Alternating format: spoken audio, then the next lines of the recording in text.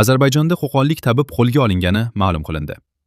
Ozarbayjon poytaxti Baku shahrida qo'qonlik tabib va Bionur sohibi nomlari bilan tanilgan Iqbol Soliyev huquqni muhofaza qiluvchi organlar tomonidan qo'lga olingani xabar qilindi.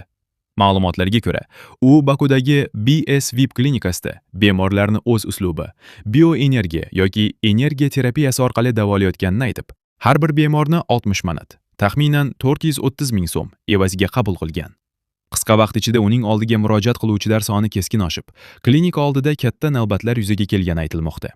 Klinika ma'muriyati esa Iqbol Soliyev ushbu tibbiyot muassasasining rasmiy xodimi emasligini bildirgan. Shunga qaramay u 2 kun davomida qabul o'tkazib, keyin klinikani tark etgani qayd etilgan. Ayni paytda u firibgarlikda gumon qilinmoqda.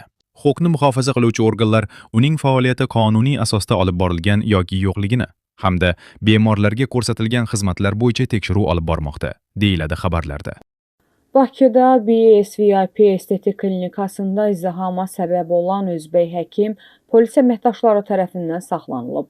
Məlumatı Daxili İşlər Nazirliyinin mətbuat xidmətindən Qafqaz Infoya təsdiq ediblər. Qeyd edək ki, klinikada xəstələri əl enerjisi ilə müalicə etdiyi deyilən özbək əsilli Bionur'un sahibi kimi tanınan İqbol Soliyev adlı həkimin qəbulu keçirilib.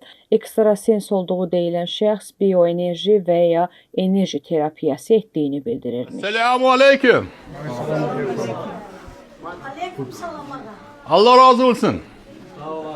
Hadi Bismillahirrahmanirrahim. Elhamdülillah Rabbil Allah amin. Alemin. Allah şu Azerbaycan halkına şifa ver. Amin. Bemorlar kalmasın, bemorlar kalmasın. Amin. Yurtimiz tinch bo'lsin, zamonimiz tinch bo'lsin. Allohim bular shifo izlab keldi, o'zing shifoxonadan shifo bergin. Mushkullarni oson qilgin. Allah nima niyatda kelganmiz niyati yesin. Shu kir-qo'llarimizni em qilsin Allohim. Bugun hammalarga shifo bersin. Amin, amin.